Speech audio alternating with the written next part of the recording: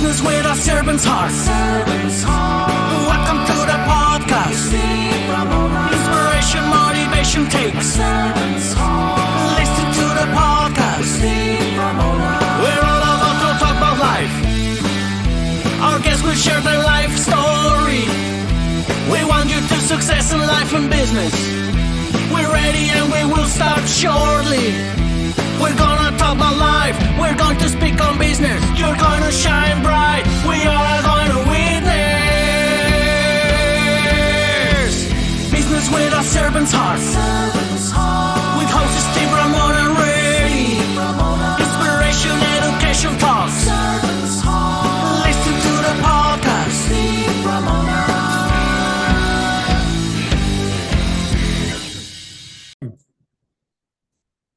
Welcome, everyone, to Doing Business with a Servant's Heart podcast. I am so fired up to have you join us today. Met this guest a few months ago. Took some time to do the show, but if you want to take care of your money, this is your guy. So we're going to jump into that and how important building your life financially free with his agency and his group and his team. We're going to talk more about that. But we dedicate this podcast to exploring the idea of, in your life and your business, how to do servant's heart, how to give, how to support, and what impact and change you'll make. I get to do it every day. My guest is doing it probably multiple times a day.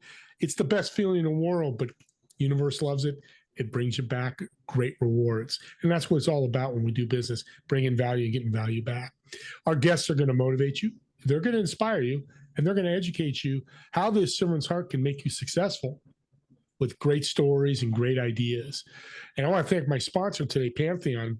Imagine joining a community of high-income entrepreneurs and business owners building and impacting the world today and helping build your business as well. For information on Pantheon, just reach out to me or look in the show notes. You can get the link there. With that being said, let's welcome our guest. Bill, welcome to the show. Hey, Steve. How are you doing, brother? Excellent. Built for Life Financial Agency. Unique name. Where'd it come from? 2017, my wife and I were looking to launch the company, driving around with taking my daughter on some college visits. We stopped in Florida at a barbershop, and we're just sitting there, and all of a sudden I said a word, she said a word. We wanted it to resonate in our family. We've raised our family based on four values, four core principles in this order: faith, family, fitness, and finance. So literally out of nowhere, we've both been praying about it. And I leaned over to her. She leaned over to me with this. I said, built. I wanted to be around built. She goes, how about built for life? And so there we go. So the company was born. And that's important because as you grow every year with revenue, income, you're building for the future. You're building for retirement. How do you do that? So we take a comprehensive approach with all of our clients. Everything we do is fully custom. We don't have a single plan that's the same. But we have, I think, probably about, I think we're a little over 18,000 clients across the United States and Puerto Rico. And we take pride. It's an honor and privilege when somebody trusts us. With the, in line, when I ask people most of the time, I say, well, what's the most important thing to you? They always say faith, most of them do. And then they'll say their family. And then right after that comes their money. So we take very, very honor and pride in the fact that they trust us to go on that journey with them in their life. And, every single thing you do, every decision you make throughout the day, probably 20, 50, 100 decisions a day has connected to, if you put your hands on it, there's some financial value to it, right? Something had to be done, exchange of services or time for that. And we understand how important it is. We also understand that most of middle-class America, and even some affluent our clients of ours, have no clue. They know how to make a lot of money. They just don't know what to do with it or how it's supposed to work. So we teach them the three ways money grows, which is a Warren Buffett principle. We teach them the 5 ounces of money, and then we develop a customized, comprehensive plan for them. And so we go on the journey with them through life. So, getting started, being single to married to having children to, college or on to their first jobs, all the way through legacy planning. And then we also build family banks. So we help our clients be able to strategically structure their money. So they pay their fair share, and that's it. And then from there, they build their wealth and their legacy. We do some trust options with our clients so that all their money and their assets are in one location, and that they know that all that stuff they worked hard for, if they want to leave stuff behind, it's going to be executed exactly how they want. I love what you're saying. So you're saying your hundreds and thousands of clients, every portfolio is different. Absolutely. Every single one of them. Not a single one's the same. That's the custom side of it. It's not the cookie cutter. And the problem with financial advisors is their piece, how much they're taking. Right. Talk about that. Great. So we actually turned the industry upside down to its head. So we don't charge our clients a single thing for our services. We want to earn their trust and value. We want to show them that we know what we're talking about. We set up contracts with the many, many different financial companies that we partner with, life insurance companies, annuity companies, advanced market companies, brokers, and other things we do. We do some stuff with life insurance to real estate investing, which is called advanced markets. And what we did, we said, look, the clients are going to work with us. We're going to build their plan, custom plan. We're going to grab your services that you offer, and we're going to bring those into the plan. You're going to pay us our commission from your profit. And they thought we were crazy in 2017. They're like, yeah, whatever. That's not how this industry works. And said, well, that's how it's going to work, because look, here's a list of clients that already trust us. And so they said, okay, well, we'll give you a shot. And so that's what we did. So now we literally charge our clients zero. Obviously, we do make money, but we get paid from those other companies from their profit. And I'd much rather take money from multi-$100 billion companies than my clients. That's what I learned from you when I first met you, is because everybody's going to ask that question. Right? You got to get paid. Right. You got bills. Right. You got the equipment we're using. We got to pay for it. That's very cool, because I was going to ask that question. You read my mind. There's a problem with the financial advising industry. Oh yeah, I know, because I told you my story. I don't need to tell it here, where I basically got screwed and lost family because of a wrong decision by advisor. How are you fixing that problem? Yeah. So one of the things that we decided to do, so I went through the same situation, right? I had a couple insurance policies that I was told they were one thing, come to find out later they were not. There's this very, very, very powerful strategy called indexing, infinite banking. Bank on yourself is some of the names that's used for becoming your own bank. And the problem is that there's not a lot of advisors or life insurance agents that really have been trained on how to structure it properly. What happens then is a client says, well, that looks really good. And the intent of it is correct, but because they're not properly trained, the clients most of the time don't realize till it's 5-10 years down the road that product was not set up properly for what they were told. And there's a lot of shakeup in the industry about that. And so what we decided to do, because of the disaster I went through, I decided when we were going to start our agency is that we were going to train our agents from the beginning the right way. And not only we've done it with our agents, I've trained over 3,700 financial advisors and other life insurance agents since 2017 how to do it right. And I said, look, I don't want anything in return. I just don't want what happened to me, what happened to my family, what happened to my grandparents. I don't want that to happen to anybody else, right? There's plenty of business out there. Let's do this industry the right way. Let's share with the clients what these products are, what they're not, and let's get them set up properly. And then everybody will have opportunity to be blessed. So that's how we handle it. We make sure our agents are trained. When I come across the bad policy or a bad structured plan, I will reach out to that advisor. I'm like, look, here's the deal. I don't want to take any business from you. Are you open to me sharing some things that I've learned and to help you out? Because what I'm seeing in front of me just doesn't make any sense. And a lot of them are open to it. And some of them, their ego gets in the way and they're like, no. And then they wind up losing the client anyway.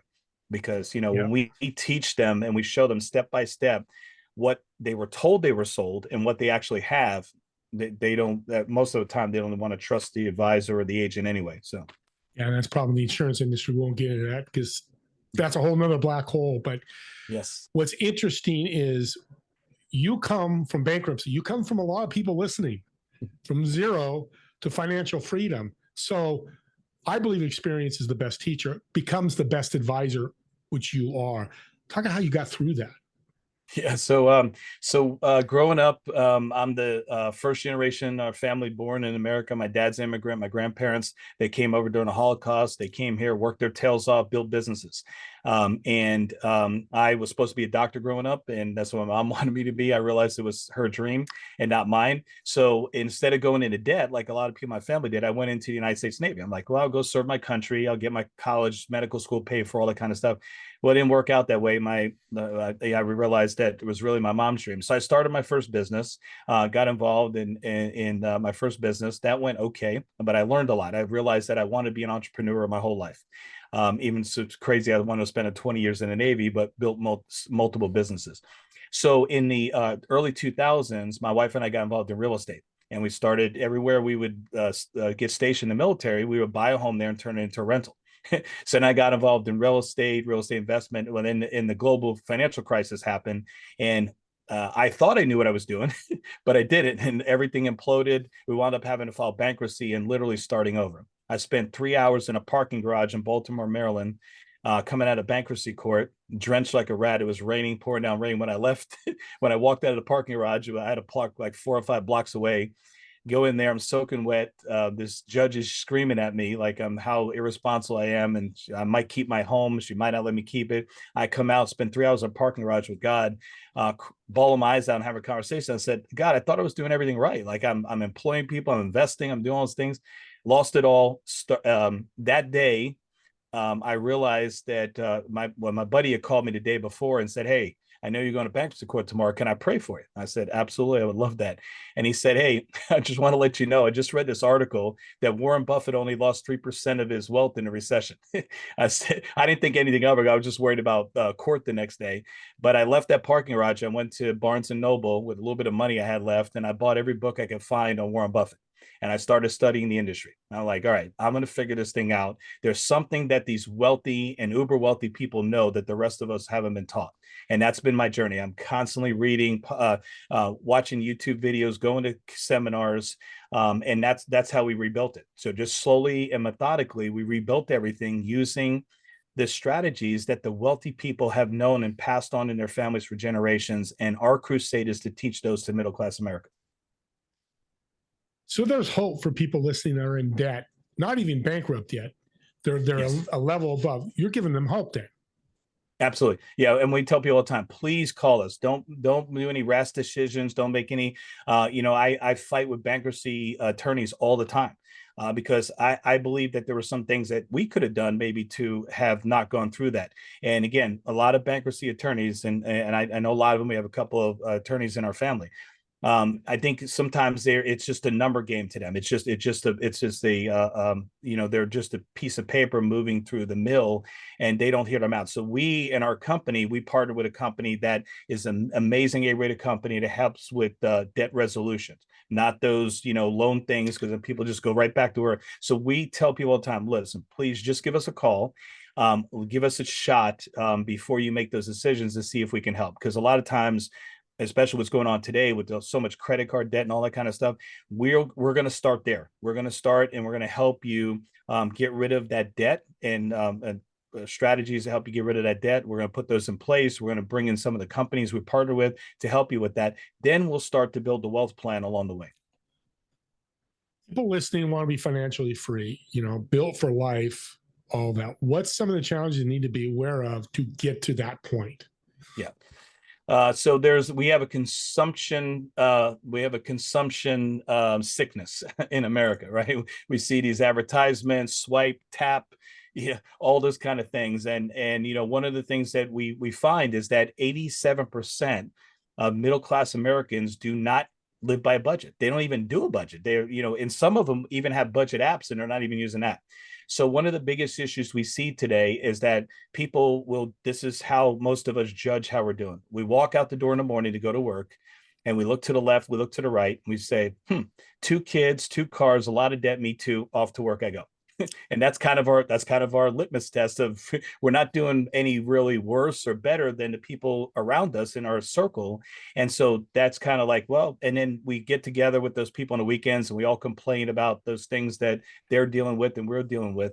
But our commitment to our clients is to get them thinking the same way wealthy people do, but at their level. I said, listen, everything the wealthy people do, you can do, but we're just going to do it at your level, and then you will be wealthy, right? If you stick with us. So that's what we see today is that there's so much debt, credit card debt. We got people refining their homes.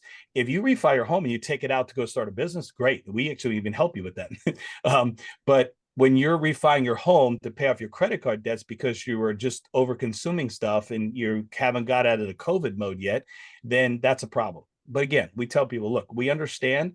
We actually have a person on staff.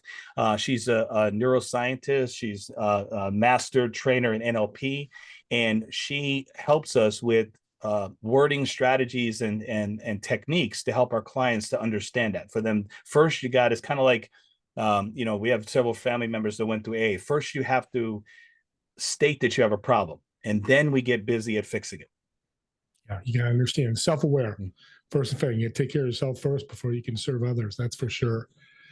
This all sounds great. People listening going, Bill, you sound like a rock star, but let's scoreboard this. Give us a client or two that you helped and what results came from that. So we had a client just a couple of weeks ago, and her and her husband worked their whole life. They're in their late 60s, and her husband passed away, and they had a financial advisor, and it was a friend of the family, and he had taken care of a bunch of people in the family, and the cousin was a client of ours, and he said, hey, this happened. I'm not quite sure that things are going, that they're getting the right information, and they're being taken care of. It's just like, hey, sign some documents. And then they said the guy didn't even go to their home to meet them.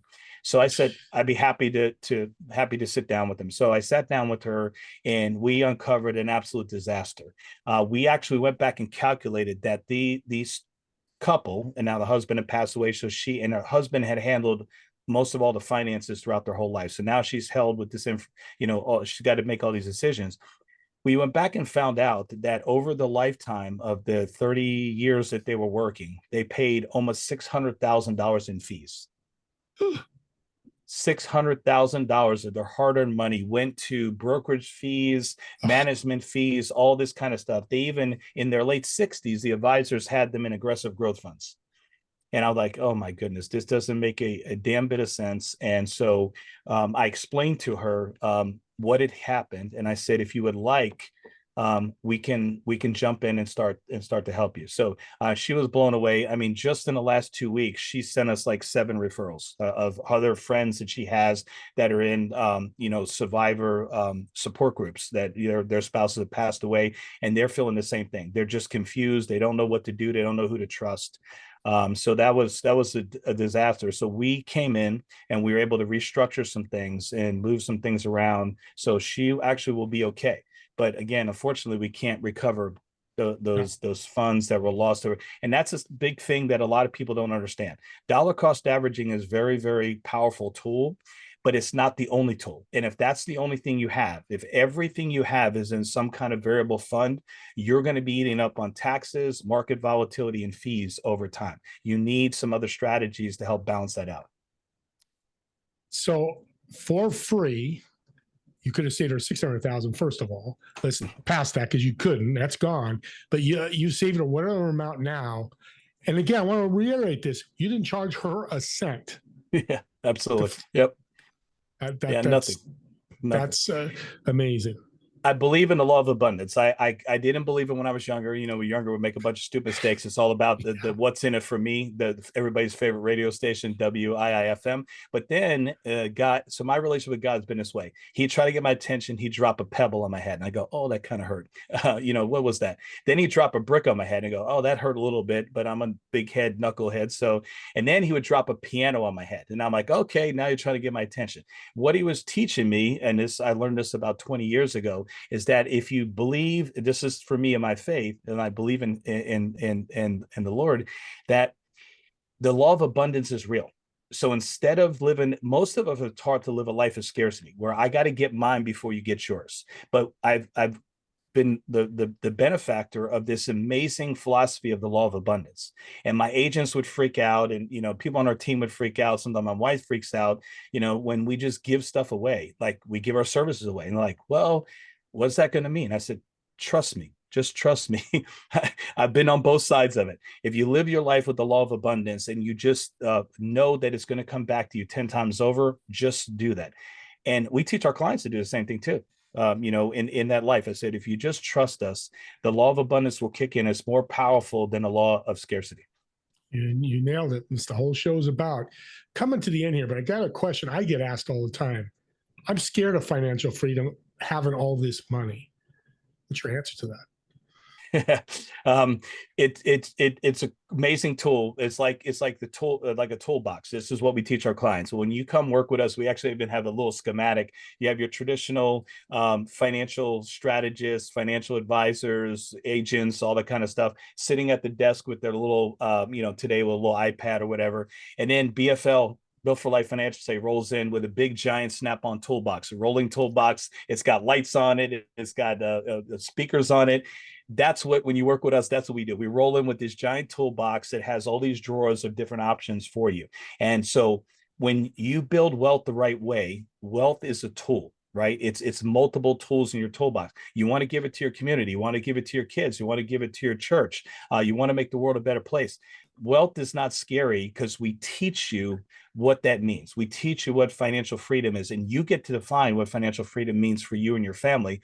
You're going to know, working with us, exactly. We're going to help you. I don't accept, well, I don't know. Maybe I just like to take a trip one day. Nope. We keep drilling and drilling and drilling. So you know what you're building, right? What is the whole purpose of working for 30, 40 years? What's the whole purpose of starting a business? What is the end state? And then let's work back from that. Let's start with the end in mind, and then we'll work back from that.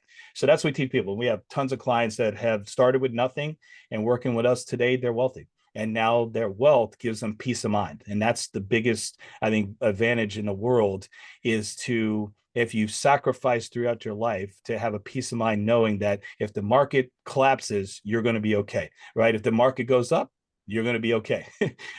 And so that's the biggest thing I think we give our clients, is that peace of mind, knowing exactly what they have, when to execute it, and how everything fits together in the puzzle. I finally have an answer to that question. When I get asked again, I'll reach out. You educate people how to be financially free. You don't go, Steve Ramone, you've made $15 million. Bye-bye. Good luck. Enjoy your life. You keep that going. Okay. Audience, yes, I hope you hear that. That's because there are people ask me, it's a good question, because people are scared. Lottery winners, what happens? 90% are broke in whatever, 2 to 3 to 5 years. And that's kind of what's happening here. Yep. Money's a beautiful thing, and the way you handle is great. Yeah, we've been truly blessed to work with some professional athletes and things like that. And it's the same thing. You know, overnight they became wealthy. They didn't have any principles of money. It's like the lottery mentality. And so we've been able to help them as well, you know, teach them the fundamental principles of money so that their money can multiply and have blessings in other areas of their life and their community and things like that. So yeah, that's another industry that needs you more than ever, because you're right. There's so many guys that are broke, that have nothing. It's amazing. Before we end, I got a couple of questions. One, let's talk about the book, because your head is in the book. I can grab the book and get all this too. Yes. Yeah. So over the years, I developed this strategy called the 168 game. So it's 160 hours in a week. And I'm a student, just like a student of money. I'm a student of life. I ask a lot of questions. I go to a lot of seminars, read a lot of books. And I did all these time management, these surveys, these tools, and then apps, you know, technology started to come out. I did this Stephen Covey, all that kind of stuff. And I would say, wait a minute, I'm doing all these time management things. Why is it not working? Like, why do I still feel overwhelmed? Why is it everybody around me that's doing this, managing their schedule, still feels overwhelmed? Then I realized that these are all great tools, but they start with an idea in the middle. And I said, look, I studied the greatest people in the history of the world that have mastered their time.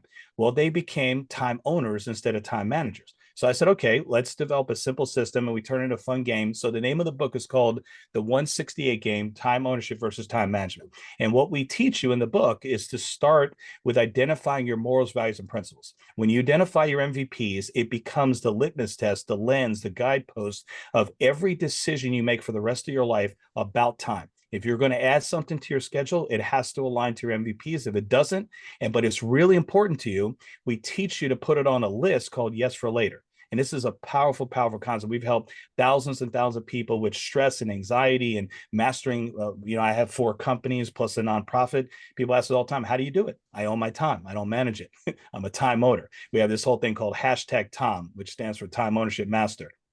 So that's the basic concept of the book is we teach you to take your life from being a time manager to a time owner by this simple strategy of identifying morals, values, and principles, and taking those MVPs as a litmus test, the guidepost. The other thing we realized through a lot of research in neuroscience is that the subconscious mind never turns off. So if you say, I'm going to lose 20 pounds in January, your brain has never turned that off. It's always subconsciously trying to figure out how to lose 20 pounds. If you say, I'm going to take up piano and take piano lessons, learn how to do piano this year, and you don't do it, the brain's wasting energy trying to figure it out, the subconscious mind. So what you do is, if it's really important to you, you put it on the list, yes, for later, and that allows the subconscious mind to take a break and drive power and energy to the things you need to focus on right now. I just did exactly what you said. I'm still going to get the book. Lost 28 pounds in 15 weeks, focusing everything on weight loss, studying it, and God bless. Thank you, man. I'm so excited. That's awesome. There's more that I can do.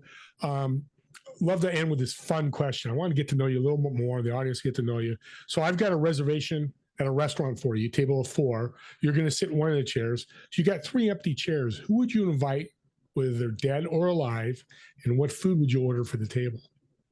Ooh. Well, I love that. All right, let's see. So Abraham Lincoln, Milton Friedman, let's see, and then 2 people are alive today that I would definitely have there. One of my coach and mentors that helped me in business and life and all that stuff, Patrick Bet-David. He has the Valuetainment podcast, and the Valuetainment YouTube is amazing. It's like author of 5 books, and incredible. He's a coach and mentor of mine today. And Elon Musk. I would have them sitting at the table. What would I order? I like the blend. So steak is my favorite. So we would have steak. And if you got all that brain power there, you need some extra carbs. So maybe a little bit of pasta to go with it. So steak for the protein, pasta for the carbs that feed the brain. And then we go work out together. So yeah, we'll have to after that, because but steak and pasta, that's the first I've heard. I'm super, being Italian, you just made my day. God, and I just saw a video 2 days ago of Milton Friedman, old video. Guy, people out there, look him up. Go to YouTube, just type in Milton Friedman. His videos are unbelievable. So thank you for mentioning that. Absolutely. Bill, thank you for being an incredible guest. You really are serving people in the financial industry, which needs it more than ever. I appreciate it. How can people find you? So if you want to check out anything about the book, it's actually the168game.com. Everything's on there. If you want to hire me to coach you, coach your company, individuals one-on-one, it would be my honor and privilege to do that. For BFL, for our financial service company, it's just BFL, Bravo, Foxtrot, Lima, BFLagency.com. Either one of those websites, you'll be able to get in touch with us and get in touch with me or any of my team, my staff. Oh my God. He made it simple. He makes finances simple.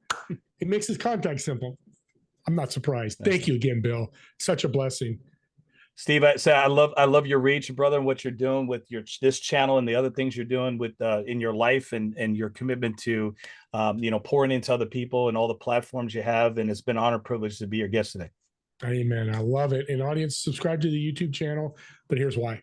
I love my subscribers. I'm not gonna, they're all awesome, but you can use the link that when you subscribe and you get the links in your email, take that link and go, I just talked to Joe Smith, my brother. He's hurting for money. He's got to listen to this. You share that link that Bill just did for this show, and he got 10 minutes and reached out to Bill, and Bill changed his life. Like this story he told us about this lady. You just gave him a gift. As simple as an email with a link. Hey, listen to this guy. I think you're going to love him. Hey, if they don't listen, that's fine. But always, I think podcasts are gifts, and we can change and impact lives. Keep doing that. With that being said, me and Bill want to thank all of you for watching or listening to this podcast. We'll see you all on the next episode of Doing Business with a Servant's Heart. Have a great day, everyone. Thanks again, Bill.